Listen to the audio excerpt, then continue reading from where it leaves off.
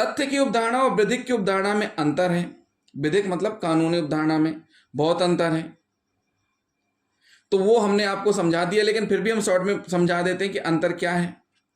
तथ्य की अवधारणा का तर्क लॉजिक है, तथ्य की अवधारणा का आधार क्या है? तर्क है। क्या है आधार? तर्क है। जबकि विधि की अवधारणा का आधार विधि का प्रावधान है, जो विधि में बोलेगा वही होगा। तथ्य की अवधारणा सदैव खंडनीय होती है। जो तथ्य की अवधारणा है वो हमेशा खंडनीय होती है, मतलब समाप्त करने योग्य रहती है। विधि की अवधारणा खंडन के अभाव में निश्चायक होती है। अगर आप उसको खंडन नहीं कर पा रहे हैं तो यह मानी जाएगी कि वो सही है। तथ्य की अवधारणा की स्थिति अनिश्चित तथा बदलती या परिवर्तनशील होती है। विधि की अवधारणा निश्चित तथा एक रूप रहती है।